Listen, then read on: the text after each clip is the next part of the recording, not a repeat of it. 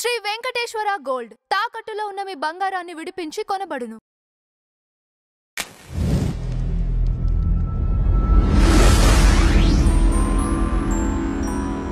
And Lalit గారు, ఇక్కడ ప్రధానంగా ఒకవేళ హిందూ రాష్ట్రానికి సంబంధించి ఇది అనౌన్స్మెంట్ అసలు లాభం ఏంటి హిందువులకి? లాభాల ప్రధానంగా ఫస్ట్ ఆఫ్ ఆల్ ఇది లాభాల కోసం కాదు, ఓకే, ఇది స్వాభిమానం కోసం. ఓకే.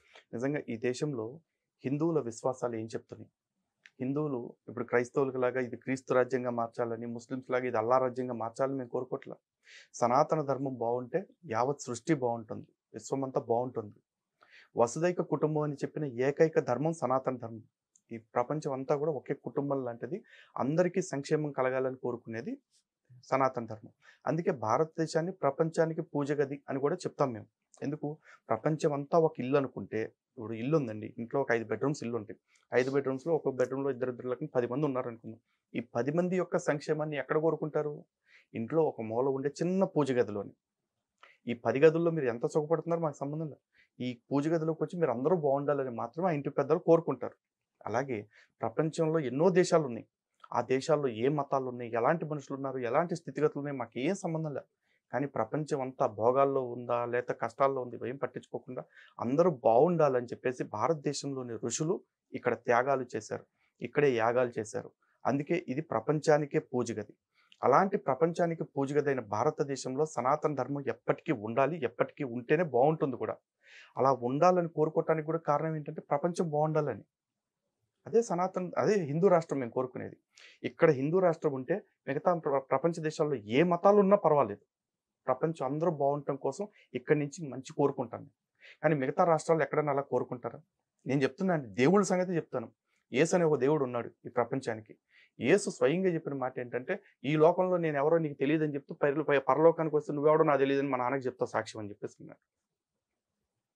అంటే నువ్వు నన్ను నమ్మితేనే నీకు అక్కడ నాకు బెర్త్ కన్ఫర్మ్ చేస్తా, లేకపోతే లేదు అని చెప్పి అన్నాడు. సేమ్ ఖురాన్లో కూడా అంతే. దేవుడు అల్లాని అంతిమ దైవం సర్వ.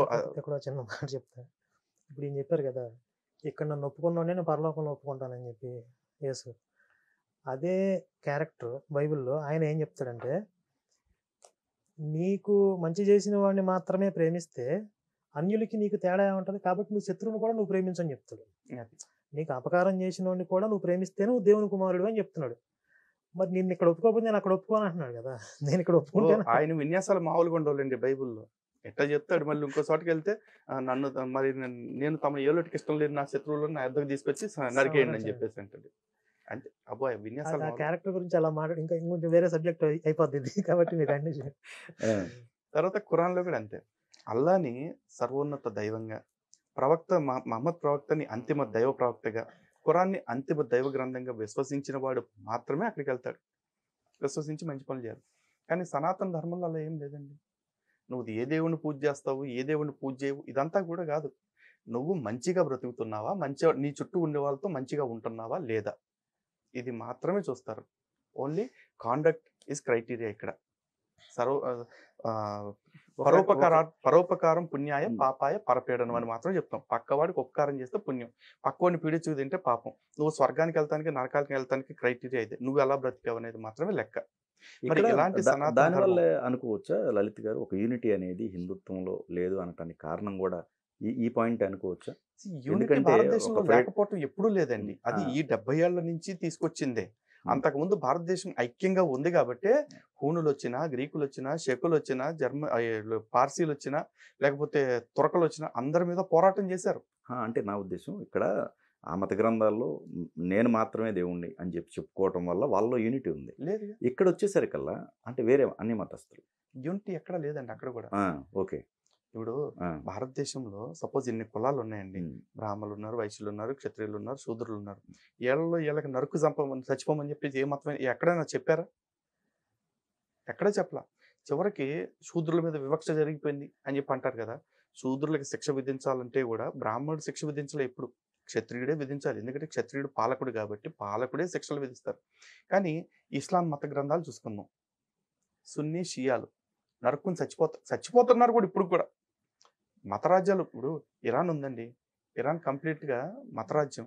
ఏ మతానికి సంబంధించిన ఇస్లాం రాజ్యమా?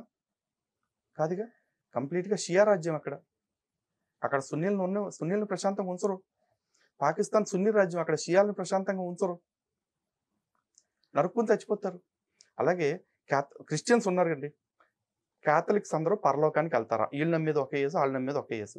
క్యాథలిక్స్ పరలోకానికి పోతారా పోరా అని చెప్పేసి ప్రొటెస్టెంట్స్ని అడగండి. ఎవడన్నా ఎందుకు వారు అన్నాడు అనుకోండి, పచ్చాబద్ధం చెప్పినట్టు.